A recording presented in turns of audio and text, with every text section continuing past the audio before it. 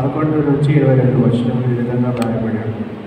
కాబట్టి ముడుపు శరీర విషయంలో అన్యజనులై ఉండి శరీరమందు చేతితో చేయబడిన సున్నతి గలవారు అనబడిన వారి చేత సున్నతి లేని వారు అనబడిన మీరు ఆ కాలమందు ఇశ్రాయేలుతో సహపౌరులు కాక పరదేశులను, వాగ్దాన నిబంధనలు లేని పరజనులను, నిరీక్షణ లేని వారును, లోకమందు దేవుడు లేని వారునై ఉండి క్రీస్తుకు దూరస్తులై ఉంటినని మీరు జ్ఞాపకము చేసుకుని, అయినను మునుపు దూరస్తులైన మీరు ఇప్పుడు క్రీస్తు యేసునందు క్రీస్తు రక్తము వలన సమీపస్తులై ఉన్నారు. ఆయన మన సమాధానమై ఉండి మీకును మాకును ఉండిన ద్వేషమును అనగా విధిరూపకమైన ఆజ్ఞలు గల ధర్మశాస్త్రమును తన శరీరమందు కొట్టివేయుట చేత మధ్యగోడను పడగొట్టి మన ఉభయులను ఏకము చేసెను. ఇట్లు సంధి చేయించు ఈ ఇద్దరిని తన యందు ఒక నూతన పురుషునిగా సృష్టించి తన శిలువ వలన ఆ ద్వేషమును సంహరించి దాని ద్వారా వీరిద్దరిని ఏక శరీరముగా చేసి దేవునితో సమాధానపరచవలనని ఈలాగ చేసిన కనుక ఆయనయే మనకు సమాధానకారకుడై ఉన్నాడు. మరియు ఆయన వచ్చి దూరస్థులైన మీకును సమీపస్థులైన వారికి సమాధాన సువార్తను ప్రకటించను. ఆయన ద్వారానే మనము ఉభయులము ఒక్క ఆత్మయందు తండ్రి సన్నిధికి చేరగలిగి ఉన్నాము. కాబట్టి మీరిక మీదట పరిజనులను పరదేశులనై ఉండక పరిశుద్ధులతో ఏకపట్టణస్థులను దేవుని ఇంటివారునై ఉన్నారు. క్రీస్తు యేసే ముఖ్యమైన మూలరాయి అయి ఉండగా అపోస్తలులను ప్రవక్తులను వేసిన పునాది మీద మీరు కట్టబడి ఉన్నారు. ప్రతి కట్టడమును ఆయనలో చక్కగా అమర్చబడి ప్రభువునందు పరిశుద్ధమైన దేవాలయం ఒకటకు వృద్ధి పొందుచున్నది. ఆయనలో మీరు కూడా ఆత్మమూలముగా దేవునికి నివాస స్థలమై ఉండుటకు కట్టబడుచున్నారు. దేవునికి పరిశుద్ధ వాక్యమును మన ఇంట్లో దీవించున్నారు. ఆమేన్.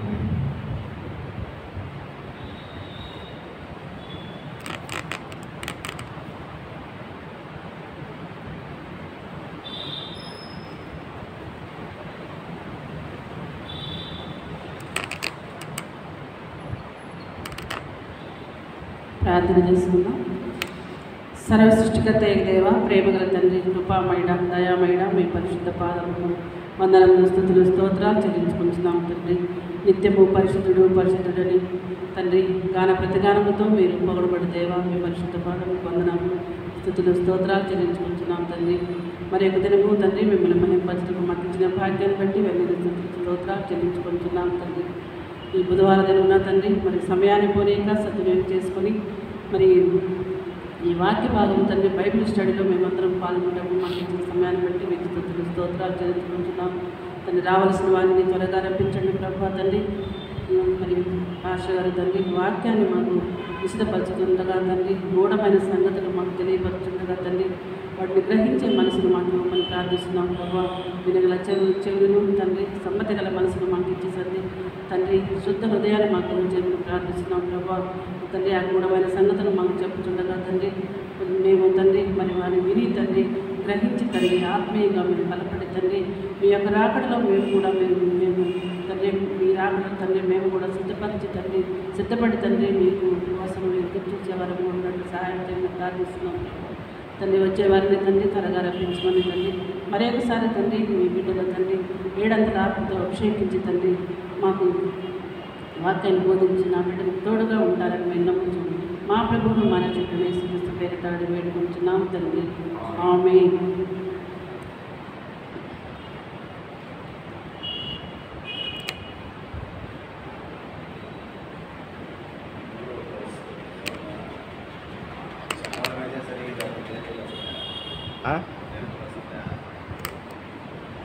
బాగానే వస్తుంది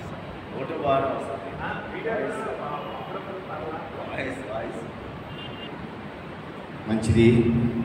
సమయంలో ప్రభు కృపను బట్టి ఈ రీతిగా దేవుని యొక్క సన్నిధానంలో మరొక పర్యాయము దేవుని స్తుతించేటువంటి గొప్ప భాగ్యము దేవాది దేవుడు మనకి ఇచ్చాడు. అందును బట్టి త్రియేక దేవునికి కృతజ్ఞతలు, స్తోత్రములు, స్తుతులు చెల్లిస్తూ ఉన్నాను. చదువుబడిన లేఖన భాగం. అంతకుముందు ఈ ఎఫెసీ పత్రిక 2వ అధ్యాయము 1 నుంచి 10 వచనాలు మనము ధ్యానం చేసి ఉన్నాం.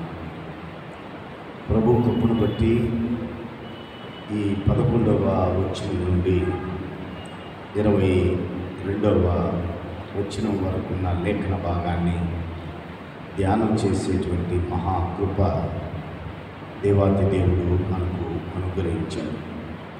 అందును బట్టి త్రియేక దేవునికి కృతజ్ఞతలు, స్తోత్రములు చెల్లిస్తూ ఉన్నాను. ఆ 2వ అధ్యాయము 1 నుంచి 10 వచనాలు మనము గమనించాము. అందులో పాపుల యొక్క రక్షణ గురించి పౌలు గారు చర్చించడం మనం గమనించాం. అంటే క్రీస్తులో మన ఆధ్యాత్మిక దీవెనలకు దేవుని కృపే కారణం అనేటువంటి విషయాలను ఆ 10 వచనాల్లో పౌలు గారు మనకు పరిశుద్ధాత్మ పూర్ణుడై రాయించాడు. అయితే ఇప్పుడు చదవబడిన లేఖన భాగము ఏమనగా, ఇది ఒక ఉన్నతమైన అమోఘమైన ఆశీర్వాదములకు కారణమైనటువంటి భాగం. ఇద్దరి మధ్య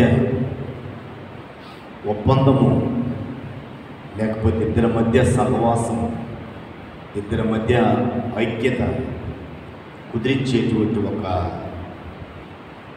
ఐక్యతతో కూడినటువంటి ఒక ప్రకటన లేదా గొప్ప శాంతి పరిచర్య. మరో రీతిలో కూడా అనుకోవచ్చు, క్రీస్తులో సమాధానపరచబడడం. ఈ 11వ వచనం నుండి 22వ వచనం వరకు ఉన్నటువంటి లేఖన భాగాన్ని మనం ఆలోచన చేస్తే ఐక్యతను గురించినటువంటి ఒక ప్రకటన ఇక్కడ పౌలు మనకు తెలియపరుస్తున్నట్టుగా కనపడుతుంది. దాన్ని మరొక రీతిగా చెప్పుకోవాలి అంటే గొప్ప శాంతి పరిచర్య పౌలు జ్ఞాపకం చేస్తున్నట్టుగా మనకి లేఖనంలో కనపడుతుంది. లేదా మరొక రీతిగా ఆలోచన చేస్తే క్రీస్తులో సమాధానపరచబడటం అనేటువంటిది మనకు ఈ 11వ వచనం నుండి 22వ వచనం వరకు ఉన్న లేఖన భాగము మనకు నేర్పిస్తుంది. సహజంగా ఒడంబడిక లేకపోతే నిబంధన 2 దేశాల మధ్య, 2 కుటుంబాల మధ్య, 2 వ్యక్తుల మధ్య కొన్ని నిబంధనలు లేక ఒడంబడికలు ఏర్పాటు చేసుకుంటారు. శాంతి సంకేతం కొరకు, లేదా సమాధాన స్థితిలో జీవిద్దాం, ఇక సమస్యల వలయంలో లేకుండా సమాధానముగా జీవిద్దాం అని ఒడంబడిక చేసుకోవటం మనము 2 దేశాల మధ్య, లేకపోతే ప్రజల మధ్య, లేకపోతే సంఘాల మధ్య, కుటుంబాల మధ్య ఈ ఒడంబడిక మనం చూస్తూ ఉంటాం. అయితే కొన్ని దినాలు మాత్రమే ఆ ఒడంబడిక నిలిచి ఉంటుంది. కొన్ని దినాలు మాత్రమే వారు నిర్ణయించుకున్న ఆ శాంతి ఒప్పందం కొన్నిసార్లు అది బ్రేక్ అయిపోతూ ఉంటూ మనం గమనిస్తాం. కానీ ఇక్కడ జరుగుతున్న ఈ శాంతి పరిచర్య లేదా శాంతి ఒప్పందం శాశ్వతుడైనటువంటి దేవుడు క్రీస్తు యేసు రక్తము ద్వారా ఏర్పరిచినటువంటి నిబంధన. ఈ నిబంధన నేటికీ నిలిచి ఉంది, ఇక ముందు కూడా నిలిచి ఉంటుంది. ఇది అన్నిటికీ బ్రేక్ అయ్యేటువంటి నిబంధన కాదు. ఆ నిబంధనను గురించే పౌలు ఈ ఎఫెసీయులకు రాసినటువంటి పత్రిక 2వ అధ్యాయము 11వ వచనం నుండి 22వ వచనం వరకు ఉన్న లేఖన భాగంలో ఆయన తెలియపరుస్తున్న ఒక గొప్ప ఉన్నతమైనటువంటి మాట.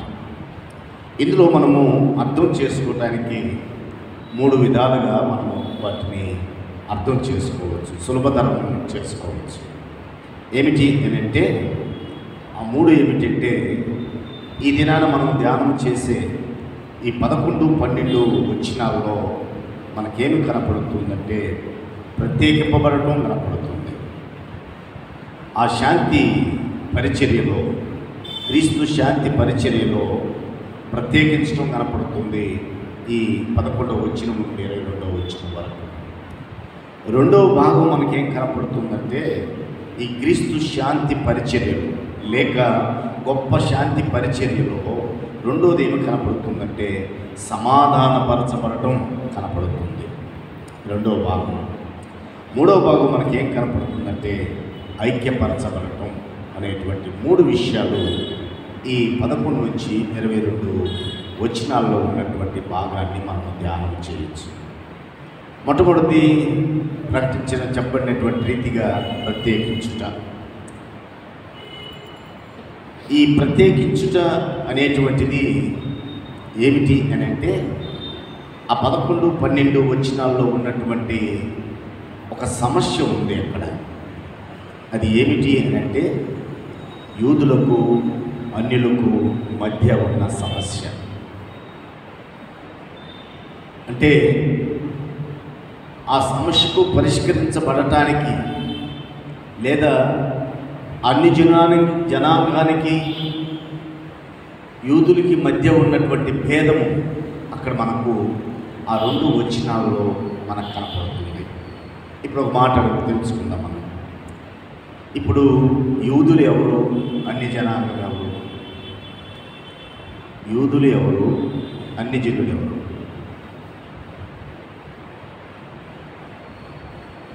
యూదులు ఎవరు, అన్యజనులు ఎవరు?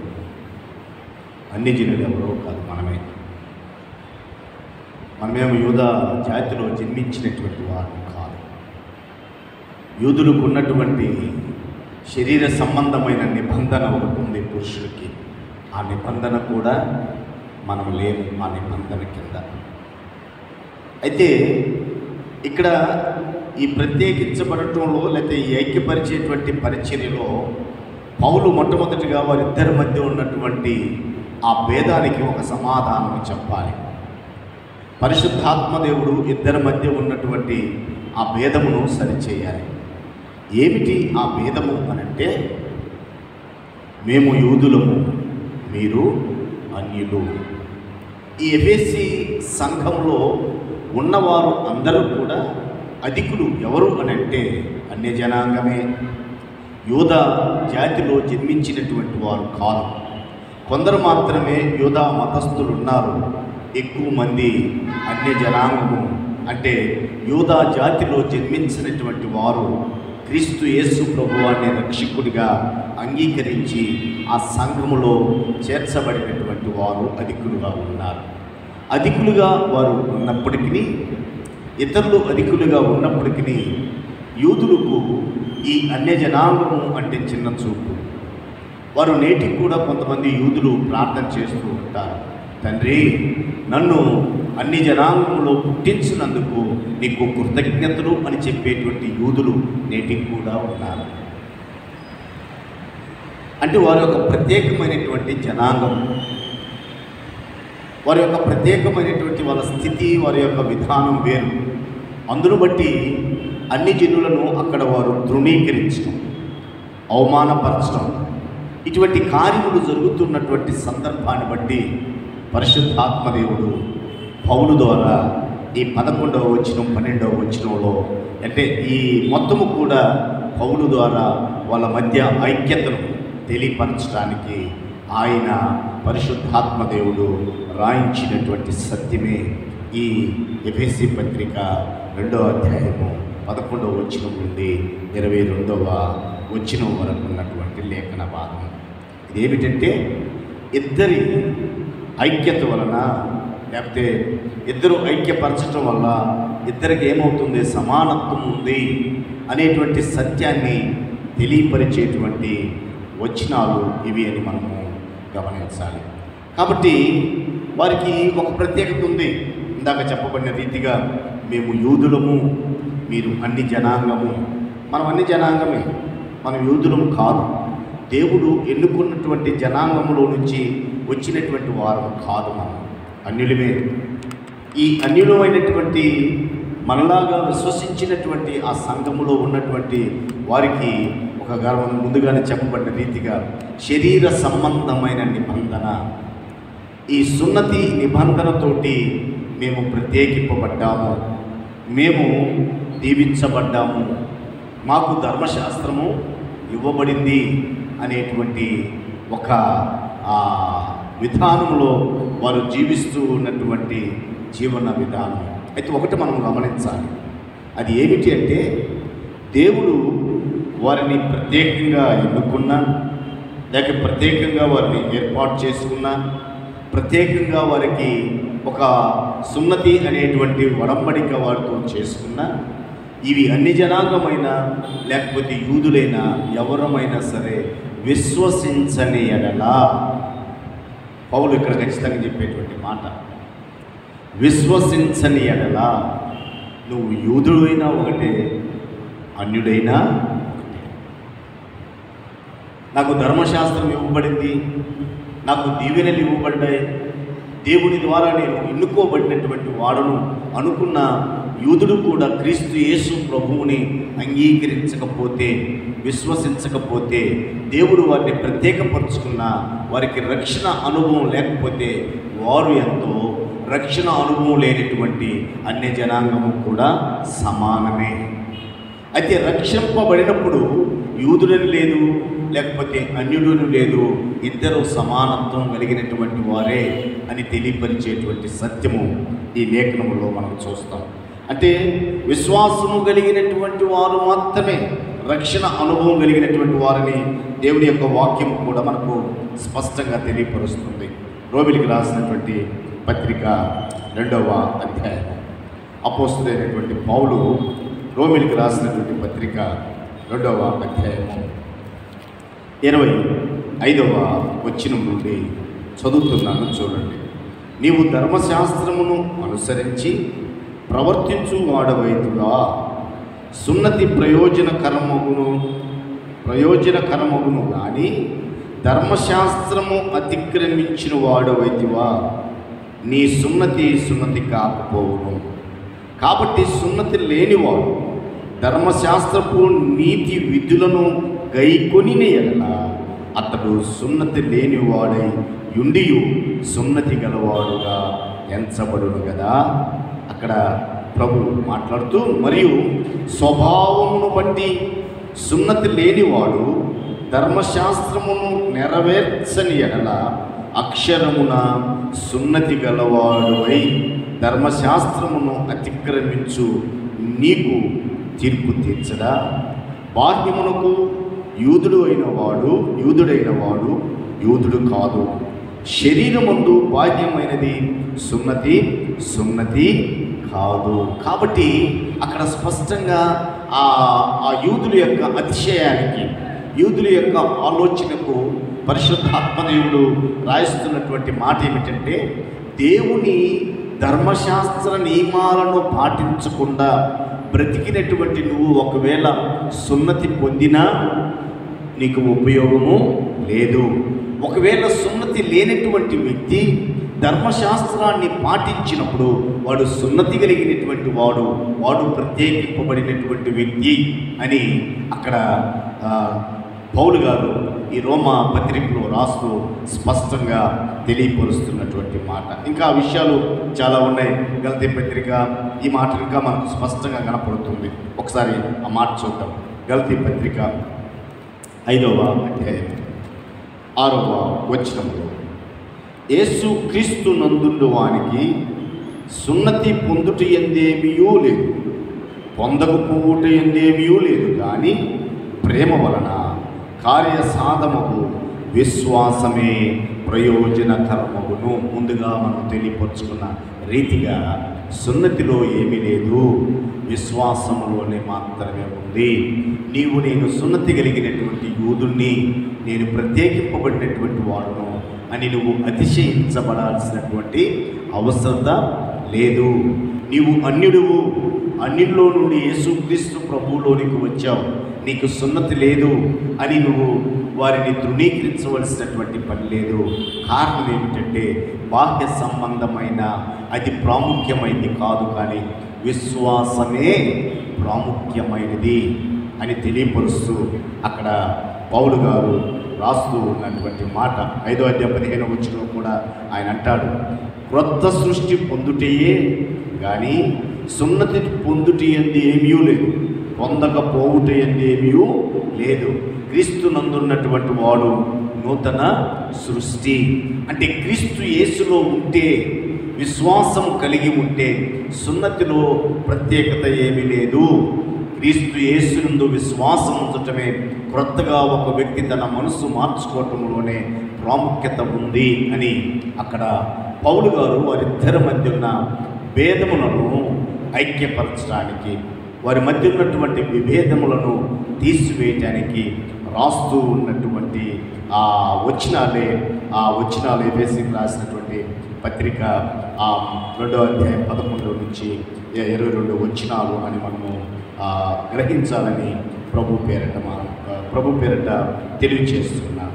అయితే క్రీస్తునందు ప్రియ దేవుని బిడ్డలారా, దేవుని కృపలేనిది వాళ్ళు యూదులు కావచ్చు, అన్ని జనులు కావచ్చు, ఎవరమైనా దేవుని కృప లేకపోతే అది రక్షణ అనుభవంలోనికి, విశ్వాసంలోనికి ఎవరునూ తీసుకొని రాలేరు. దేవుని ఉచితమైనటువంటి కృప మాత్రమే. గత వచనాల్లో గడిచిపోయినటువంటి మాటల్లో మనము ఆ మాటను కూడా మనము ధ్యానం చేసి ఉన్నాము. కాబట్టి క్రీస్తునందు ప్రియ దేవుని బిడ్డలారా, ఇక్కడ పౌలు వారి మధ్య ఉన్నటువంటి ఆ విభేదమును తీసివేసి ఐక్యపరిచేటువంటి పరిచర్య, శాంతిపరిచేటువంటి పరిచర్య, సమాధానపరిచేటువంటి పరిచర్య నిమిత్తమై ఈ మాటలను రాస్తున్నాడని మరొకసారి నేను జ్ఞాపకం చేస్తూ ఉన్నాను. ఈ కృప అనేది మనకు తెలుసు, అర్హత లేని వానికి అనుగ్రహించేటువంటిదే కృప.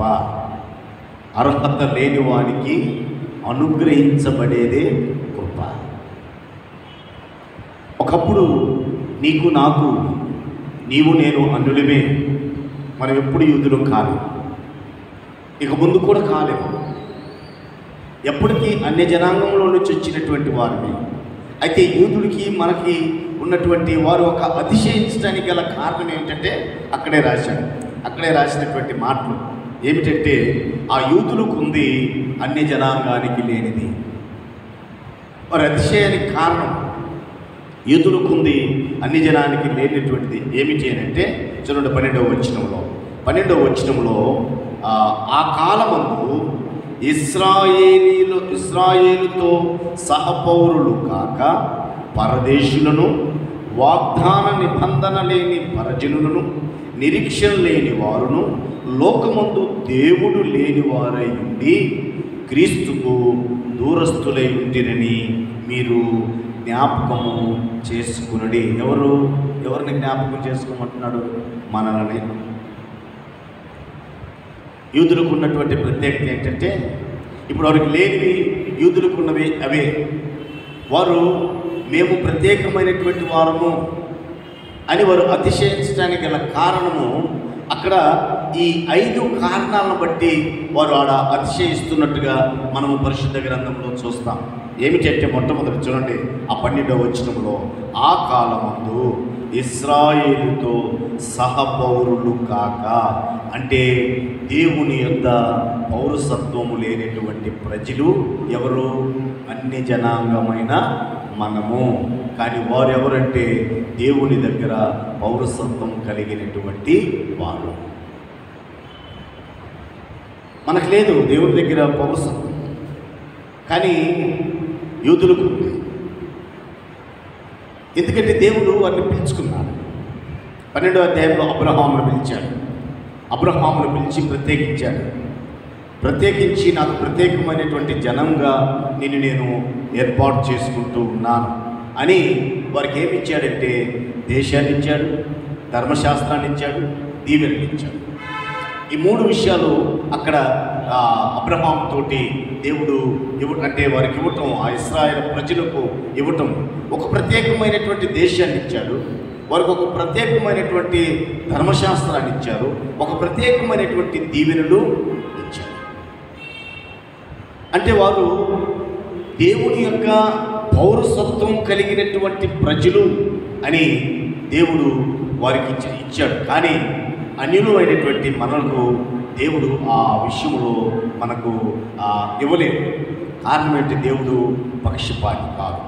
కానీ దేవుడు ఆ 3 ప్రధానమైనటువంటి లక్షణాలు యూదులకు ఇవ్వటానికి గల కారణం ఏమిటంటే, వారితో కూడా ఆ యూదులతో కూడా ఇశ్రాయేలు ప్రజలు మిగిలిన అన్య జనానికి దీవెనకరముగాను ఆశీర్వాదకరముగా ఉండాలని దేవుడు వారిని ఎన్నుకున్నాడు. దేవుడు వీరిని వ్యతిరేకించండి, వీరిని తృణీకరించండి, వారు మీతో సమానం కాదు అని చెప్పలేదు. దేవుడు చెప్పినది ఏమిటంటే అబ్రహాముతో, ఇదిగో నీవు చూడండి 12వ అధ్యాయం ఆదికాండం 12వ అధ్యాయంలో మనం చూస్తే క్రీస్తునందు ప్రియులారా చూడండి 12వ అధ్యాయము అన్ని విషయాలు చదవను, కానీ 3వ వచనంలో నిన్ను ఆశీర్వదించు వారిని ఆశీర్వదించెదను, నిన్ను దూషించు వారిని శపించెదను. భూమి యొక్క సమస్త వంశములు నీ యందు ఆశీర్వదింపబడవడునని అబ్రహాముతో అనగా సమస్త వంశములు యూదుల ద్వారా ఆశీర్వాదింపబడాలి. వారు తనకు సొంతం చేసుకున్నారే కానీ ఇతరులను తక్కువ చేశారు. దేవుడు ఎప్పుడు కూడా వారికి దేశం ఇచ్చాడు, ధర్మశాస్త్రం ఇచ్చాడు, దీవెనలు ఇచ్చాడు, కాదనలేదు. కానీ ఆ 3 వస్తువులు లేకపోతే ఆ 3 ప్రధానమైనటువంటి కార్యాలు వాళ్ళ పట్ల చేసి దేవుడు అబ్రహాముతో ఎన్నుకున్నప్పుడే, ప్రత్యేకించుకున్నప్పుడే దేవుడు అబ్రహాముతో చెప్పినటువంటి మాట ఏంటంటే, సమస్త వంశావళికి నువ్వు ఆశీర్వాదకరంగా ఉండాలి. అది కాలక్రమేణా ఏమైపోయిందంటే, వారికి ఒక గొప్పతనంగా వారు ఓన్ చేసుకొని ఇంకెవరికి కూడా అటువంటి ఆశీర్వాదాలు ఇవ్వకుండా, నేను అన్యుడిగా పుట్టనందుకు నీకు స్తోత్రములను చెప్పటమే ప్రారంభించారు. కానీ మా ద్వారా ఈ ప్రపంచం మొత్తానికి దేవుణ్ణి పరిచయం చేయాలి అనేటువంటి, ఈ ప్రపంచం మొత్తం కూడా ఆశీర్వదింపబడాలి అనేటువంటి సత్యము అక్కడ వారు మరిచారు. మీకు పౌరసత్వం ఉంది, కానీ ప్రత్యేకించి మీకు ఆ పౌరసత్వం ఇవ్వటానికి గల కారణం ఏమిటంటే, ఇతరులకు కూడా మీరు ఆశీర్వాదకరముగా ఉండాలి. ఆశీర్వాదకరముగా ఉండటానికి మీకు ఆ పౌరసత్వం ఇచ్చారు, కానీ వారిని అవహేళన చేసి తక్కువగా చూడాలని కాదు దేవుడు వారికి ఇచ్చింది. 12 మంది శిష్యుల్ని ఏర్పాటు చేసుకున్నాడు ప్రభు. 12 మందిని ఏర్పాటు చేసుకొని మీరు సర్వలోకానికి వెళ్ళమన్నాడు, సర్వ సృష్టికి సువార్త ప్రకటించమన్నాడు. అలాగే అబ్రహామును ఏర్పాటు చేసుకున్నప్పుడు నీవు సమస్త వంశములకు, అంటే భూమి మీద ఉన్న సమస్త వంశములకు నీవు నీ జాతి నేను ఏర్పాటు చేసుకుని నీ చేతికి ఇచ్చానే, ధర్మశాస్త్రము వారికి చెప్పాలి. నీ చేతికి ఇచ్చానే, నువ్వు ఆశీర్వదింపబడినటువంటి వారు ఆశీర్వదింపబడతాడు అని అక్కడ రాయబడి ఉంది. నువ్వు వారిని ఆశీర్వదించాలి. ఇవన్నీ మర్చిపోయి మేము యూదులమే, మీరు అన్యులు, మాకు ఒక ప్రత్యేకమైనటువంటి దేశం ఉంది, మాకు ఒక ప్రత్యేకమైన ధర్మశాస్త్రం ఉంది, మాకు ప్రత్యేకమైనటువంటి దీవెనలు ఉన్నాయని ఆ పరిధిలోనే వారికి వారే సొంతం చేసుకున్నారు. కానీ దేవుడు చెప్పినటువంటి విషయాన్ని వారు మర్చారు. అదే అక్కడ పౌలు వారికి జ్ఞాపకం చేస్తుంది. మీరు అన్ని జనాంగమని వారిని తక్కువ చూపు చూస్తున్నారు. దేవుడు మీకు ఇచ్చింది వాస్తవమే, మిమ్మల్ని ప్రత్యేకపరుచుకున్నాడు, మీకు పౌరసత్వాన్ని ఇచ్చాడు, మీకు ఆ పౌరసత్వాన్ని ఇచ్చి తన దేశాన్ని ఇచ్చాడు, మీకు ఒక ప్రత్యేకమైనటువంటి ధర్మశాస్త్రం ఇచ్చాడు, మీకు ప్రత్యేకమైనటువంటి దీవెనలు ఇచ్చాడు. అయితే మీరు ఇతరులకు కూడా ఉపయోగకరముగా ఉండటానికి దేవుడు ఆ కార్యము చేశాడు. కానీ మీరైతే మీ సొంతం చేసుకొని వారిని తక్కువ చూపు చూస్తున్నారు. అది సరైనది కాదు. మీకు పౌరసత్వం ఉంది, కానీ వారికి కూడా ఆ పౌరసత్వంలో భాగము కలిగించాలని దేవుని యొక్క ఆలోచన అని పౌలు గారు తెలియపరచడానికి ఎఫెసీ సంఘంలో ఉన్న వారి మధ్యన ఉన్నటువంటి యూదులము మీరు అన్యులు అనేటువంటి ఆ భేదమును తీసివేసి ఐక్యపరిచే, సమాధానపరిచే లేదా శాంతిపరిచేటువంటి ఆ పరిచర్య నిమిత్తము అక్కడ ఆ పౌలు గారు తెలియపరుస్తున్నటువంటి మాట. యూదులకు ఉన్నటువంటి ప్రత్యేకత ఏమిటంటే, మాకు దేవుని యొక్క పౌరసత్వం ఉంది, మీకు లేదు అనేటువంటి వాస్తవమే. మనకు లేదు, కానీ వారి చేతికిచ్చి మనము కూడా అలా ఆశీర్వాదంకు కారకులుగా చేయమని ప్రభు చెప్తే వారు విస్మరించారు. కాబట్టి ఇక్కడ పౌలు పరిశుద్ధాత్మ శక్తి ద్వారా మరలా వారికి జ్ఞాపకం చేస్తున్నాడు. రెండో విషయం కూడా అక్కడే మనం చూస్తాం. చూడండి, ఎఫెసీయులకు రాసినటువంటి పత్రిక 2వ అధ్యాయము 12వ వచనంలో మనం గమనిస్తే రెండో విషయం ఏమిటంటే, ప్రియ దేవుని బిడ్డలారా చూడండి, పరదేశులై 12వ వచనంలో పరదేశులను మనం ఎవరు అంట, వారు మాత్రం పరదేశులు కాదు, యూదులు మాత్రము పరదేశులు కాదు. మీరు అంగీకరించి మా దగ్గరకు వచ్చినటువంటి వారు కానీ మా దేశంలో పుట్టినటువంటి వారు మాత్రము కాదు, ఎప్పటికీ కాదు, మనకి ఎప్పటికీ కూడా కాదు. అంటే వాళ్ళ ఉద్దేశం ఏమిటో తెలుసా? మమ్మలను దేవుడు పాలించేవాడు, మేము దేవుని పాలన కింద ఉన్నటువంటి ప్రజలము, మీరు దేవుని యొక్క పాలన కింద లేనటువంటి ప్రజలు, మీరు దూరస్తులు, అపరిచితులు, మీరెవరో తెలియదు దేవునికి, మీరు పరదేశులై ఉన్నారు, మేము మాత్రమే ఆ దేశంలో జన్మించినటువంటి వారము, మేము మాత్రమే అక్కడ పుట్టినటువంటి వారము అని కూడా ఇలా మాట్లాడుతున్నారు అనేటువంటి బాధ తప్పనిసరిగా మనకు కలుగుతుంది. కానీ ముందుగానే మనకు తెలుసు కదా, దేవుడు ఇప్పుడు కూడా పక్షపాతి కాదు. యూదులు అనుకుంటున్నారు వారు ఆ స్వదేశీయులే, మనం పరదేశీయులమే. వారు యూదా జనాంగము వారికి ఒక ఇజ్రాయెల్ దేశం ఇచ్చాడు, ఒక ప్రత్యేకమైనటువంటి ప్రాంతాన్ని ఇచ్చారు. మనం అక్కడ జన్మించకపోయినా క్రీస్తు యేసులో మనము జన్మించినటువంటి వారము అనేటువంటి ఆ 4వ అధ్యాయం 18వ వచనంలో ఒక మాటను చూస్తాం మనం. చూడండి, ఎఫెసీయులకు రాసిన పత్రిక 4వ అధ్యాయము 18వ వచనంలో, వారైతే అంధకారమైన మనసు గలవారై తమ హృదయ కాఠిన్యము వలన తమలో ఉన్న అజ్ఞానము చేత దేవుని వలన కలుగు జీవములో నుండి వేరుపరచబడిన వారై తన మనస్సునకు కలిగిన వ్యర్థత అనుసరించి నడుచుకుంటున్నారు. ఒకప్పుడు మన పరిస్థితి అది.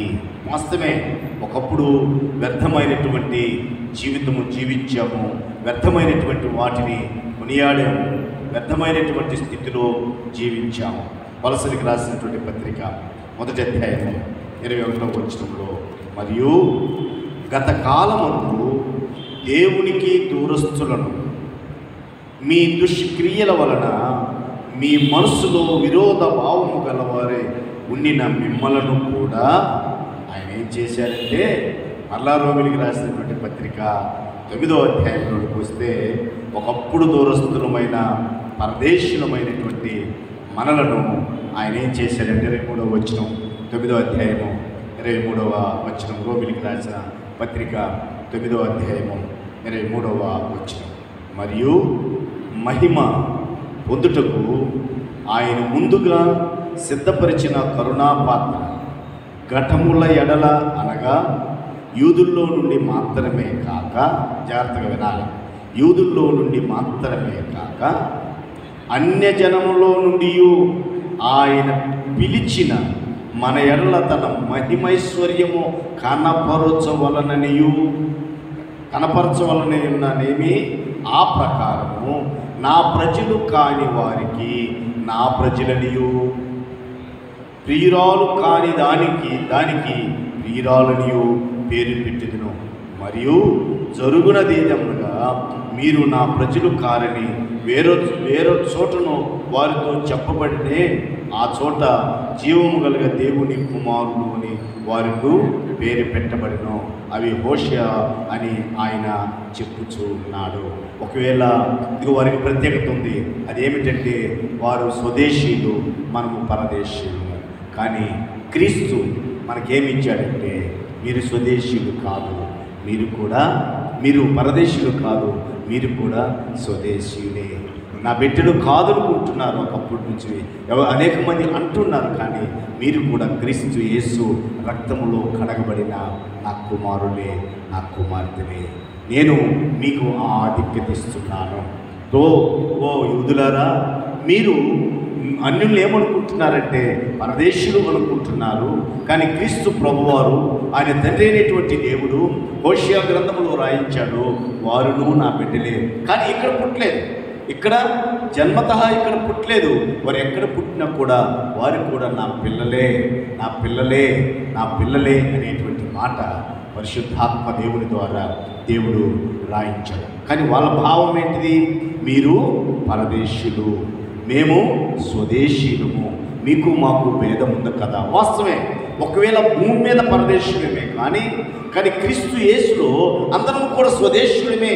అంటే క్రీస్తు రక్తంలో అందరం ఒక ప్రాంతానికి చెందినటువంటి వారమే అని ఇక్కడ పౌలు వారికి, యూదులకి, వారి యొక్క అతిశయానికి, లేకపోతే ఈ అన్ని జనాంగాన్ని తక్కువ చూపు చూస్తున్నటువంటి వారికి సమాధానంగా పరిశుద్ధాత్మదేవుడు రాయిస్తూ ఉన్నటువంటి మాట. అంటే మీకు వారికి ఏమి తేడా లేదురా అని నిరూపించాలి. మేము యూదులము అనేటువంటి భావం మీలో ఉంది, మీరు జన్మతః యూదులే, కానీ దేవుని విషయంలో మీరును వారును సమానులే. మీకు పౌరసత్వం ఉంది, కానీ వారికి కూడా ఆయన పౌరసత్వాన్ని పంచమని మీ చేతికి ఇచ్చారు, మీరు పంచలేదు. ఇదిగో మీరు స్వదేశీయులే, మేమైతే అన్యులముగా పరదేశీయులమే, కానీ దేవుని దృష్టిలో ఆ గడ్డ మీద, భూమి మీద పుట్టకపోయినా ఇది ఆత్మ సంబంధమైన కుమారులుగా, కుమార్తెలుగా ఆయన పిలుస్తున్నాడు. నా ప్రజలు కారని ఏ చోటను వారితో చెప్పబడినో ఆ చోటనే జీవము గల దేవుని కుమారుడిని వారికి పేరు పెట్టబడును అనేటువంటి మాట ఏ చోటైతే చెప్పానో ఆ చోటే నేనేం చెప్పానంటే ప్రతి వారు నా బిడ్డలే. కాబట్టి మీ మధ్య భేదాలు ఉండకూడదు, మీ మధ్య వ్యత్యాసాలు ఉండకూడదు. మీకు స్వదేశం ఇచ్చాడు కాదనలేదు, వారు విదేశీయాల్లో జన్మించిన, కానీ క్రీస్తు యేసు రక్తంలో కడగబడిన మీరందరూ సమానమే. మీలో అటువంటి భేదములు ఉండకూడదు, అటువంటి తారతమ్యాలు ఉండకూడదని పౌలు ద్వారా పరిశుద్ధాత్మదేవుడు రాయిస్తూ మాట్లాడుతూ ఉన్నటువంటి మాట. మూడో విషయం కూడా అక్కడే ఉంది 12వ వచనంలో. మూడవ విషయం ఏమిటంటే చూడండి, 12వ వచనంలో వాగ్దాన నిబంధన లేని పరజనులు, వాగ్దాన నిబంధన లేని పరజనులు. వాస్తవమే, మనకి ఆడంద వాగ్దానం ఎవరికి ఇచ్చారు? వాగ్దానం అబ్రహాముకి ఇచ్చారు. ఆయన పిలిచినప్పుడు అబ్రహాముని వాగ్దానం ఇచ్చాడు. ఎందుకంటే దేవుడిని నమ్మిను, దేవుడు ఆయనకు వాగ్దానము ఇచ్చాడు. ఒక్కసారి మాత్రమే, అబ్రహాముకు మాత్రమే కాదు, పాలస్తీనా నిబంధన కూడా ఉంది అక్కడ.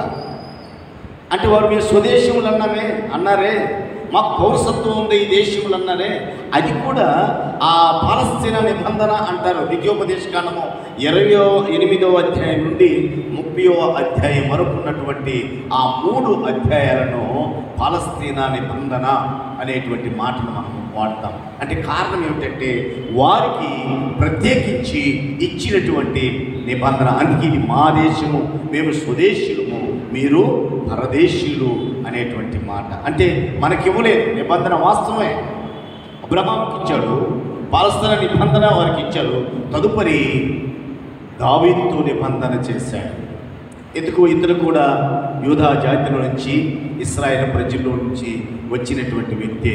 దావీదుకి నిబంధన చేశాడు, నీ సింహాసనము శాశ్వతముగా నేను ఉంచుతాను అని దావీదుకు నిబంధన చేశాడు. కాబట్టి క్రీస్తునందు ప్రియమైనటువంటి దేవుని బిడ్డారా, వారు అంటానికి గల కారణం ఏమిటంటే వాగ్దాన నిబంధన లేని పరజనులు. మేము వాగ్దానము కలిగినటువంటి వారము, మేము వాగ్దాన పుత్రులము, వాగ్దానము దేవుడు మా తండ్రి మాకు ఇచ్చాడు, మా పితరుడైన అబ్రహాముకి ఇచ్చాడు. తదుపరి మేము స్థిరపడిన దేశం మీదకి ఇచ్చాడు. ఆ తదుపరి దావీదు సింహాసనాన్ని శాశ్వతంగా ఉంచుతానని చెప్పాడు. కాబట్టి మేము వాగ్దాన నిబంధన కలిగినటువంటి వారము. అన్ని జనులైనటువంటి మీకు ఈ వాగ్దాన నిబంధన లేదు, మీరు పరజనులు అనేటువంటి ఆలోచన వారికి కలిగింది. దాన్ని కూడా నివృత్తి చేయాలి పౌలు గారు.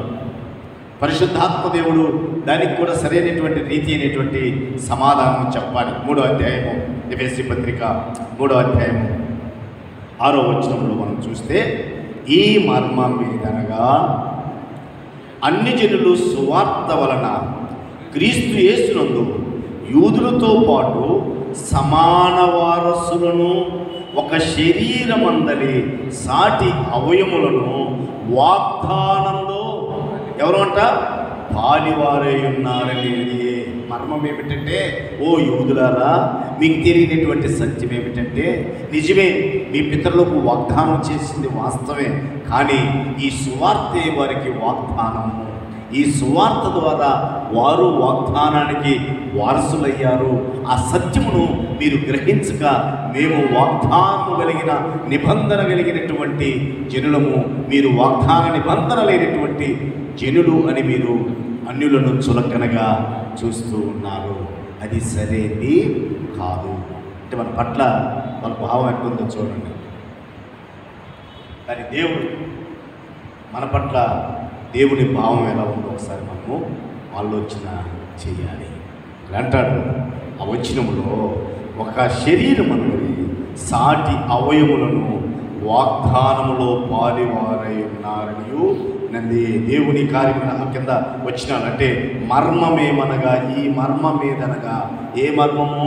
వాగ్దాన నిబంధన లేనటువంటి జనాంగము మనము అని వాళ్ళు అన్నప్పుడు కూడా మనకి నిజమే కదా, వాగ్దానం లేదు కదా, వాగ్దాన నిబంధన లేదు కదా అనే ఆలోచన మనకు కలిగేది. కాబట్టి అప్పుడు దాన్ని మర్మంతో పోలుస్తూ, ఈ మర్మం ఏమనగా సువార్త వలనైనా క్రీస్తు సువార్తను గురించినటువంటి క్రీస్తునందరి యూదులతో పాటు, ఎవరితో పాటు అంట? యూదులతో పాటు. మీరు అనుకుంటున్నారు వారికి లేదు అని, మీరు అనుకుంటున్నారు ఆ మిగిలినటువంటి వారికి లేదని, కానీ దేవుడు చెబుతున్నాడు మీతో పాటు వారికి కూడా వాగ్దాన నిబంధన సమానత్వమే, మీకు మాత్రమే కాదు. కాబట్టి మీరు వ్యత్యాసాలను చూపించవలసినటువంటి పరిస్థితి లేదు అని అక్కడ పౌలు గారు పరిశుద్ధాత్మ ప్రేరణ వలన రాస్తూ ఉన్నటువంటి మాటలు. 4వ విషయం చూద్దాం. అక్కడ 4వ విషయం ఏమిటంట? 4వ విషయం అక్కడే ఉంది. నిరీక్షణ లేని వారును. నిరీక్షణ లేని వారును. ఉందా మనకు నిరీక్షణ? నిరీక్షణ ఉందా? నిరీక్షణ ఉందా? నిరీక్షణ ఉంటే ఎప్పుడు ఉంది? నిరీక్షణ ఉంటే ఎప్పుడు ఉంది? క్రీస్తునందు మనకు ఉంది నిరీక్షణ ఎప్పుడు? మనము క్రీస్తుని అంగీకరించిన తర్వాత వచ్చింది మనకు ఆ నిరీక్షణ. క్రీస్తు భూమి మీదకు వచ్చి మన కొరకు ప్రాణం పెట్టి, కలవరిశిలలో వేలాడి ప్రాణం పెట్టి మరణమును జయించి తిరిగి లేచి పరమునకు చేరిన తర్వాత, ఆ సువార్త వాగ్దానం మన దగ్గరికి అయిన తర్వాత, ఆ క్రీస్తు ఏ రీతిగా అయితే నా పాపముల కొరకు కలవరిశిలలో ప్రాణం పెట్టి మరణమును జయించి పునరుద్ధానుడై లేచి పరమునకు వెళ్ళాడో, అదే క్రీస్తు ఏ విధంగా అయితే ప్రజలు ఆ పట్టణమునందున కన్నులు పైకెత్తి చూస్తున్నారో, ఒకానొక దినాన ఆ క్రీస్తు దిగి రావటము అనే నిరీక్షణ మనకుంది. కానీ వారికి యేసు క్రీస్తు పుట్టక మునిపే ఉంది నిరీక్షణ. అది వాళ్ళు ఆయనకి వారికి ఉన్నటువంటి నిరీక్షణ తెలుసా? ఆయన భూమి మీదకి రాకముందే ఉంది. ఈ భూమి మీదకి రానేట్టుకు ముందే ఉంది వాళ్ళకి నిరీక్షణ. మెస్సయ్య వస్తాడు, మమ్మల్ని విమోచిస్తాడు, ఈ రాజ్య పరిపాలన, ఈ సర్వ లోకాన్ని పరిపాలిస్తాడు అనేటువంటి నిరీక్షణ క్రీస్తు ప్రభువారు భూమి మీదకు వచ్చి ప్రాణం పెట్టకముందే ఉంది. అది వాళ్ళది. కానీ మనకెప్పుడు ఏంటంటే, క్రీస్తు ప్రభువారు మన కొరకు మరణించిన పునరుత్థానుడై లేచిన తర్వాత మనకు వచ్చింది ఆ నిరీక్షణ, మరలా రాబోతూ ఉన్నాడు అని. తెస్సలోనికి రాసిన పత్రికలో మనం చదువుతాం. ఎవరు చనిపోయిన అదే చదువుతూ ఉంటాం. మొదటి పత్రిక 4:13-18 వచనాల్లో, నిరీక్షణ లేని ఇతరుల వలె మీరు దుఃఖపడు నిమిత్తము నిద్రించిన వారి గురించి మీకు తెలియకుండా మాకు ఇష్టం లేదు. క్రీస్తు మృతి పొంది తిరిగి లేచినది మనం నమ్మిన ఎడల అదే ప్రకారము క్రీస్తునందు మృతి చెందినటువంటి వారిని ఆయన లేపుతాడు అనేటువంటి ఒక నిరీక్షణ. సరే, ధర్మశాస్త్ర సంబంధమైన నిరీక్షణ మనకు లేకపోయినా క్రీస్తు రెండవ రాకడ యొక్క నిరీక్షణ మనకుంది. అంటే ఆ ధర్మశాస్త్రము ఒక వ్యక్తిని నీతిమంతుడిగా తీర్చగలదే కానీ రక్షణలోనికి నడిపించలేదు. ఆ ధర్మశాస్త్రం వల్ల ఆ వ్యక్తి ధర్మశాస్త్రాన్ని తూచా తప్పగా పాటిస్తేనే నీతిమంతుడిగా తీర్చబడుతుంది కానీ రక్షింపబడట్లేదు. కానీ క్రీస్తు మరణము అందరికీ రక్షణ ఇచ్చింది. కాబట్టి మీ నిరీక్షణ, వారి నిరీక్షణ కూడా ఇప్పుడు అయిపోయిన నిరీక్షణ అవసరం లేదు. ఆయన వచ్చాడు, మరణించాడు, పరములోకి వెళ్ళిపోయాడు. వచ్చే నిరీక్షణే ఇప్పుడు అందరికీ కూడా సమానము. ధర్మశాస్త్ర నిరీక్షణ మీకునింది వాస్తవమే, కానీ ఇప్పుడు ఉండవలసినటువంటి నిరీక్షణ ఏం తెలుసా? ఇది ఈ ఎన్ని జనాంగమైన మాకును ఉంది. ఈ నిరీక్షణ మాకును ఉంది. కాబట్టి మీ మధ్య భేదము ఉండకూడదు. మీరు ఐక్యంగా ఉండాలి.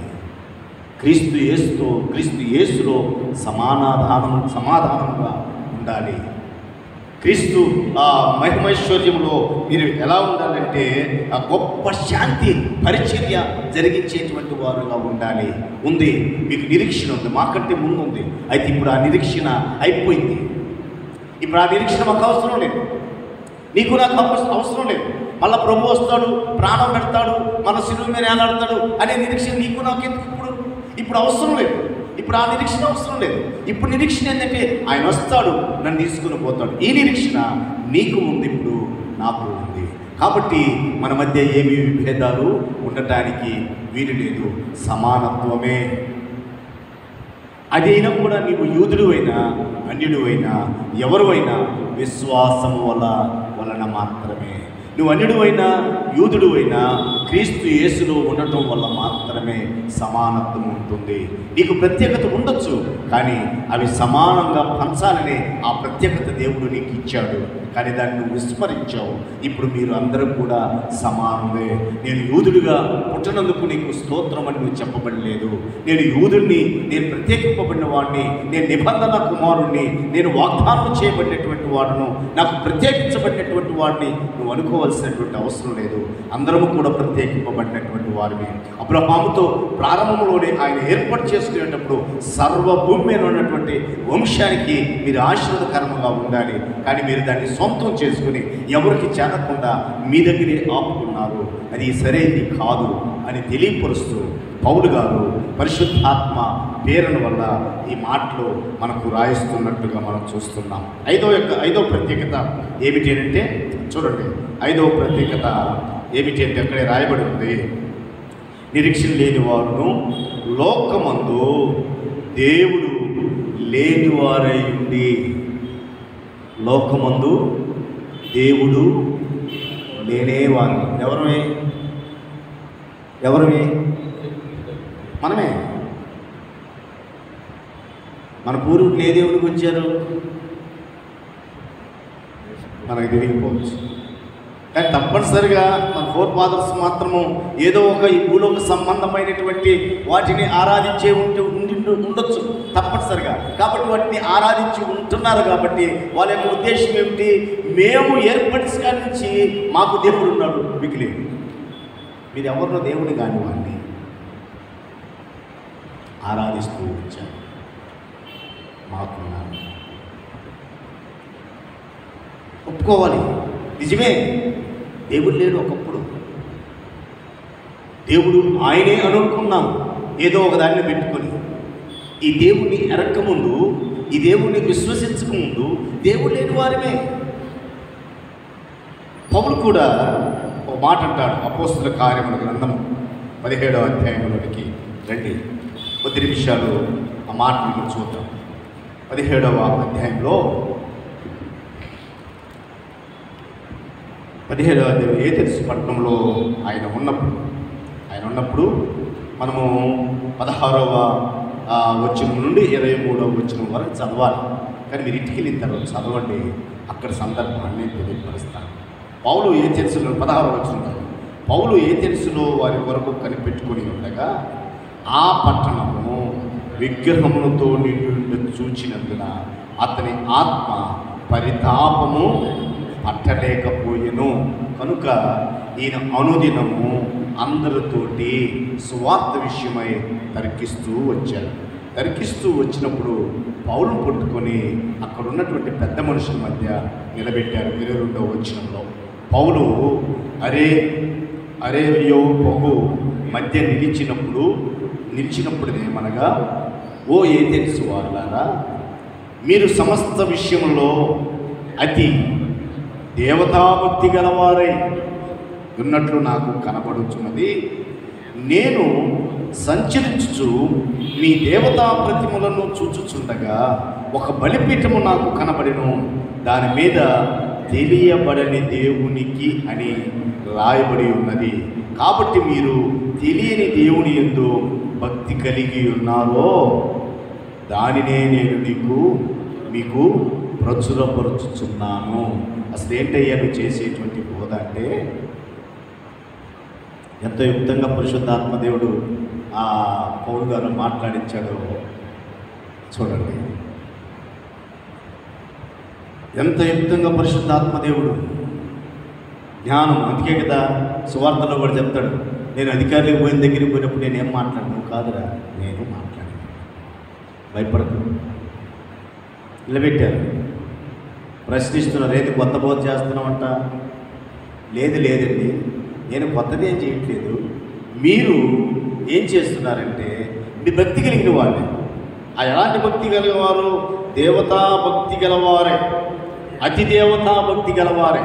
భక్తి గలవారే కూడా అతి దేవతా భక్తి గలవారే అంటే నియమాలు నిష్ఠలు, బహు నియమ నిష్ఠలు కలిగి భక్తి చేస్తున్నారు. మంచిది, శబాష్. కానీ మీరు చేస్తున్నటువంటి ఆ భక్తి తెలియకుండా చేస్తున్నారు. ఇప్పుడు నేను ఆయన తెలియపరుస్తాను. జేవిఎస్ ఫ్రాన్సిస్ గారిని,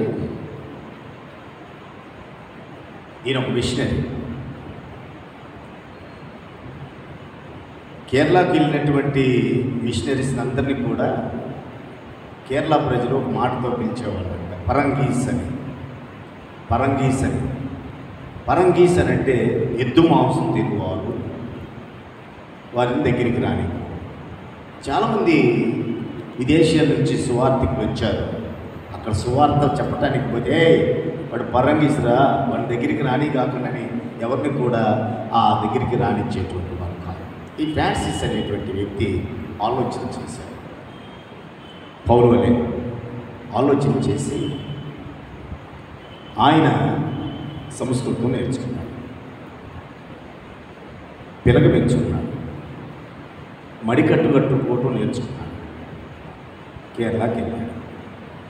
ఒక ఊరికి దూర ప్రాంతంలో ఒక స్థలాన్ని కొనుక్కొని అక్కడ బాగేసుకుని ఒక బ్రాహ్మణ్ణి అతను వంటవాడిగా పెట్టుకున్నాడు. అతడు అనుదినము బ్రాహ్మణులు ఎట్లాంటి ఆచారాలు చేస్తూ ఉంటారో అలాంటి ఆచారాలు చేస్తూ ఉన్నారు. చూస్తే ఆయన తెల్లగా ఉన్నాడు. ఎవరయ్యా నువ్వు అంటే, నేను విదేశీ బ్రాహ్మణ్ణి అన్నాడు. అప్పుడు ఒక్కొక్కరు రావటం, ఈడు మనవడురా అని అనుకున్నాడు. ఈ నటనలా పరంగీస్తాడు. ఎందుకంటే అతను తినొచ్చినాం అక్కడ, కానీ అక్కడికి వచ్చిన తర్వాత ఆ పద్ధతి మార్చుకొని వారి యొక్క పద్ధతిలోకి వెళ్ళి సువార్త ప్రకటించడం ప్రారంభించాడు. కాబట్టే నేడు ఆ కేరళ రాష్ట్రంలో ఉన్న ప్రతి బ్రాహ్మణుడు క్రైస్తవులు అవ్వటానికి కారణం ఆయన. అది ఇక్కడ పోలు చెప్తున్నారు. మీరు అతి దేవతా భక్తి కలిగినటువంటి వారే, కానీ దేవుడు ఎవరో తెలియదు. మీరు పూజిస్తున్న దేవుడు ఎవరో తెలియదా? ఆ దేవుడిని నేను తెలియపరుస్తున్నానని మీరు అర్థం చేసుకుంటారు. అలా ఆ ఏథెన్సు పట్టణంలో క్రీస్తు యేసు ప్రభువారిని సువార్త ప్రకటించడానికి దేవాతి దేవుడు సహాయం చేశాడు. కాబట్టి ఇంకొక నానుడు కూడా ఆ దినాల్లోనంట ఈ ఏథెన్సు పట్టణంలో మనుషుల కంటే దేవుళ్ళు ఎక్కువ అంట. ఎవరికంటే? మనుషుల కంటే దేవుళ్ళే ఎక్కువ అంట. మాట మనం కొరింథీ పత్రికలో కూడా చూస్తాం. ఏమనంటే చూద్దాం, 1 కొరింథీ పత్రిక 8వ అధ్యాయం 5వ వచనం. దేవతలు అనబడిన వారు, ప్రభువులు అనబడిన వారు అనేకులు ఉన్నారు. ఎవరంట? దేవతలు అనబడిన వారు, ప్రభువులు అనబడినటువంటి వారు అనేకులు ఉన్నారు. మనకు కూడా కావలసిన మంది ఉన్నారు. వాళ్ళలో ఒకరిని మనం కూడా దేవుణ్ణి ఎరగక భక్తి చేసినటువంటి వారిని. కానీ వాళ్ళకున్న గొప్పతనం ఏంటంటే, వాళ్ళకు నిజమే దేవుడు వారికి ఇచ్చిన గొప్పతనం ఏంటంటే, వారు మొదటి నుంచి కూడా జీవము కలిగిన దేవుణ్ణే ఆరాధించినారు. అయితే అక్కడ కృప కలిగినటువంటి దేవుడు, నిజమే మీరు దేవుడు ఉన్నారు, మేము దేవుణ్ణి ఆరాధిస్తున్నాం, భక్తి చూపిస్తున్నాం. ఎవరిలాగా? ఏథెన్సు ప్రజల్లాగా వీరు కూడా భక్తిని చూపిస్తున్నారు, దేవుడు అనుకున్నారు. ఇప్పుడు పోయి నేను కూడా పరిచయం చేశాను ఎఫెసీ పట్టణంలో ఉన్న ప్రజలకు, అది కాదయ్యా దేవుడు, ఇది దేవుడు అని. నువ్వు పూజ చేస్తున్నటువంటి దేవుడే ఈ దేవుడు, ఇది నీ భక్తి జీవితము, ఈయన పట్ల నువ్వు భక్తి చూపించాలి అని చూపించాను. ఒకప్పుడు మీ పూర్వీకులు కూడా, ఎవరు? అబ్రహాము, ఆయన కూడా పిలవక ముందు ఒక భక్తిహీనుడిగా ఎవరినో ఆరాధిస్తూ ఉన్నాడు. పిలువబడిన తర్వాత ఆయన ఏం చేశాడంటే, నిజమైన దేవుణ్ణి ఆ సంతతిలో వచ్చిన మీరు ఆశీర్వదింపబడ్డారు. ఇప్పుడు వారు కూడా భక్తి జీవితం జీవిస్తున్నారు, కానీ వారికి తెలియనటువంటి దేవుణ్ణి ఆరాధిస్తున్నారు. ఇప్పుడు తెలుసుకున్నారు. తేడా ఏమి లేదు, తేడా ఏమీ లేదు, సమానమే. కాబట్టి మీ మధ్య విభేదాలు ఉండకూడదు. కాబట్టి మీ మధ్య సమాధానమే ఉండాలి. కాబట్టి మీలో ఐక్యత మాత్రమే ఉండాలి. మీలో గొప్ప శాంతి పరిచర్య మాత్రమే ఉండాలి. తారతమ్యములతో కూడినటువంటి సంఘముగా ఉండకూడదు. సంఘములో తారతమ్యాలు ఉండకూడదు. ఆ తారతమ్యాలు ఉన్నప్పుడు అది క్రీస్తు సంఘము కాదు, క్రీస్తును ఎరిగినటువంటి సంఘము కాదు. మనలో కూడా ఇలాంటి భేదాలు ఉంటాయి. ఇలాంటి భేదాలు అంటే ఇలాంటివి కాకపోయినా ఇటువంటి భేదాలే మనం కూడా కలిగి ఉంటాం. ఉన్నవారు లేనివారు, పేదవారు ధనికులు అనేటువంటి భేదము మనం కలిగి ఉంటాం. అది మనకు నేర్పించడానికి వారి మధ్య ఉన్నటువంటి ఆ పరిస్థితిని కూడా పరిశుద్ధాత్మదేవుడు వారి మధ్య సెటిల్ చేయొచ్చు, వారితో మాట్లాడి చేయొచ్చు. కానీ పరిశుద్ధాత్మదేవుడు లేఖన రూపంగా రాయటానికి గల కారణం ఏమిటంటే, సంఘాల్లో నేటికి కూడా ఇటువంటి పరిస్థితి ఉంది. దేవుడు వారికి ఇచ్చిన ప్రత్యేకతలు 5 ప్రత్యేకతలే, కానీ వాటిని మనకి దేవుడు కూడా ఇచ్చాడు. ఆయన పక్షపాతి కాదు.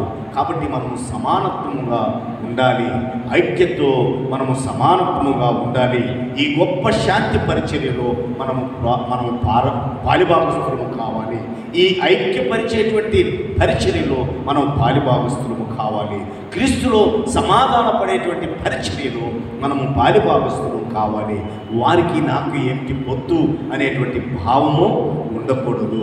మనమందరం కూడా సమానులమే అని తెలియపరచడానికి పరిశుద్ధాత్మదేవుడు ఆ మాటలను పౌలు ద్వారా రాయించడం మనం చూస్తున్నాం. కాబట్టి వారి మధ్య అలాంటి భావం ఉంది కనుక మీరు ప్రత్యేకింపబడిన వారే, కానీ క్రీస్తు యేసును అంగీకరించినటువంటి వారు కూడా ప్రత్యేకింపబడిన వారే. మీరు ప్రత్యేకింపబడిన వారే, కానీ దేవుడు వారికి కూడా సమానత్వాన్ని అనుగ్రహించాడు అనేటువంటి విషయాన్ని అక్కడ తెలియపరచడానికి ఆ 2 వచనాలను పౌలు గారు వాడుకుంటున్నట్లుగా మనం చూస్తున్నాం. అంటే ఈ ఐక్యతను గురించినటువంటి ప్రకటన 11వ అధ్యాయం నుండి 22వ వచనంలో, లేకపోతే ఈ గొప్ప శాంతి పరిచర్యలో అందరము సమానమే, అందరము ప్రత్యేకింపబడిన వారమే. ఎప్పుడంటే క్రీస్తు యేసులో. అంటే ఆ రక్షణ కూడా మనకి యూదుల్లో నుండే వచ్చింది. యోహాను సువార్త యోహాను సువార్త 4వ అధ్యాయము 22వ వచనం. 4వ అధ్యాయము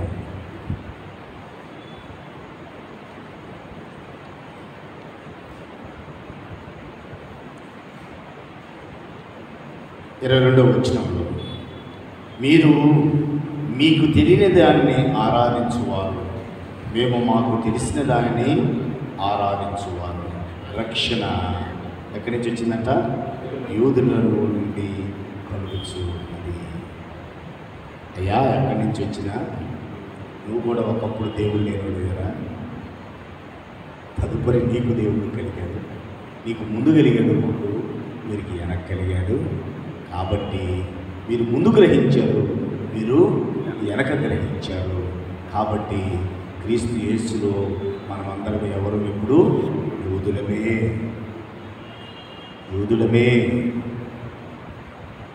కాబట్టి మేము యూదులము, మీరు అన్యులు అనేటువంటి భావం లేదు. మేము ప్రత్యేకింపబడిన వారము.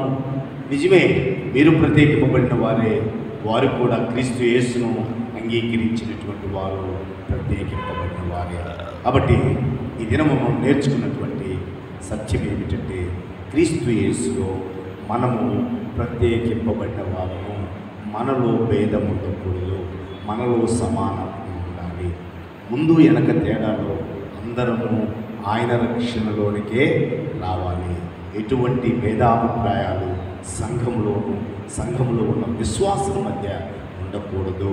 ప్రత్యేకింపబడుట నిజమే, మనం లోకము నుండి ప్రత్యేకింపబడ్డాం, క్రీస్తు యేసులో రక్తంలో కడగబడ్డాం. ప్రత్యేకింపబడినటువంటి వారు మనం ఎలా ఉండాలంటే, లోకంలో ఉండొచ్చు కానీ లోకం మనను అంటకూడదు. లోకములో ఉన్న మతాలుగా, లోకములో ఉన్న కులాలుగా, లోకములో ఉన్నటువంటి ఎరుపు నలుపు తేడాలుగా, తరిగా భేదనేటువంటి తేడాలుగా మనలో ఉండకూడదు. సముద్రంలో చేప ఉంటుంది కానీ చేపలో ఉప్పు ఎలా ఉండదో అలాగే లోకంలో మనం ఉంటున్నాం. మనలో ఇలాంటి తారతమ్యాలు ఉండకూడదు. ఆయన ప్రశస్తమైనటువంటి రక్తంలో కడగబడినటువంటి సంఘము, మన మధ్య విభేదాలు ఉండకూడదు. మనందరము ప్రత్యేకింపబడిన వారమే. మనమందరము ప్రత్యేకత. యూదులని లేదు, అతడు యూదేతరని లేదు. మనకందరికి కూడా రక్షణ యూదయలో నుండి, యూదా జాతిలో నుండి వచ్చింది. అది నీకైనా నాకైనా ఆయనే నజరేయుడైన యేసు. ఆయనే నీ కొరకు నా కొరకు ప్రాణం పెట్టి మరణము చేయించి తిరిగి లేచిన యేసు. ఆయనలో అందరికీ రక్షణ. నీకు ఒకటి, ఇంకొకరికి ఒకటి కాదు. ఆయనలో మనం అందరము కూడా యూదులమే. ఆయన యూదుడైనప్పుడు ఆయన బిడ్డ ఎవరు అవుతాం? యూదులమే అవుతాం. ఆయన దేవుడైనప్పుడు, ఆయన రాజు అయినప్పుడు ఆయన బిడ్డలము యువరాజులు అవుతాం, యువరాళ్ళు అవుతాము. కాబట్టి మనందరము సమానమే, మనలో భేదము లేదు. అందరము ప్రత్యేకింపబడిన వారమే. అట్టి కృప పరిశుద్ధాత్మదేవుడు ఈ రాత్రి మనందరి జీవితానికి అనుగ్రహించును గాక. వచ్చే వారము సమాధానపరచుట అనేటువంటి మాటలను మనము జ్ఞాపకం చేసుకుందాం. అందరం లేచి నిలబడదాం. చిన్న ప్రార్థన, గీతము పెట్టి సెలవు తీసుకుందాం. ప్రార్థన. ప్రేమ కలిగిన తండ్రి, ప్రేమ దేవునికి స్తోత్రములు, కృతజ్ఞతలు. నేను ప్రత్యేకింపబడిన వాను అనేటువంటి భేదాలు మాలో లేకుండా అందరము ప్రత్యేకింపబడిన వారు అనేటువంటి సత్యాన్ని మాకు మీరు బయలుపరిచినందుకై ఈ రాత్రి మీకు కృతజ్ఞతలు, స్తోత్రములు చెల్లిస్తున్నామయ్యా. సర్వశక్తిమంతుడా, ఆ సమానత్వంలో మేమందరం జీవించటకు మీ కృప చూపించిన కృప చేయమని చేరుచినప్పుడు ఆ వాసులను, దాసులను, కుటుంబాలను, వారి జీవితాలను, వారికి కలిగిన సమస్తాన్ని సర్వశక్తి కలిగిన దేవుడు అయినటువంటి మీ చేతికి మీ కుమారుడు మరణించుకునే శుద్ధిస్తున్నాము. దాపరిస్తున్నాము. కృపాక్షేమంతో మనందరం నింపి మీ యొక్క సన్నిధిని మాకు తోడుగా వచ్చి నడిపించేయము. ఈ రాత్రికాలపు దీవించని వేసినామని ప్రార్థిస్తున్నాము తండ్రి. ఆమె పరలోకమందున మా తండ్రి, నీ నామమును పరిశుద్ధపరచబడును గాక, నీ రాజ్యం మాకు వచ్చును గాక, ఈ చిత్తం పరలోకమందు నెరవేర్చుకున్న ప్రకారం భూమి ఎందు నెరవేరుతున్నారు. మాకు కావలసిన అందిన ఆహారం మా రుస్తులను క్షమించిన ప్రకారం మమ్మల్ని శోధనలు ఎందుకంటే రాజ్యము బలము మహిమ నిరంతరం నీవు ఉన్నావు తండ్రి. ఆమేన్. మన పరమ తండ్రి దేవుని ప్రేమ కుమారు రక్షకుడు యేసుక్రీస్తు ప్రభువు పరిశుద్ధాత్మ దేవుని యొక్క అన్యోన్య సహవాసము సన్నిధి కాదు నిత్యం మనందరికీ తోడేయండి ఆశీర్వదించి దీవించును గాక. ఆమేన్. ఆశీర్వాదముల్ మా మీద వర్షింపజేయుమిషా ఆశతో నమ్మియున్నాము నీ సత్యవాగ్దానము ఈ మాగి మీద కృమ్మారించుము దేవా క్రమ్మర ప్రేమ వర్షాంబుల్ కృమ్మారించుము దేవా.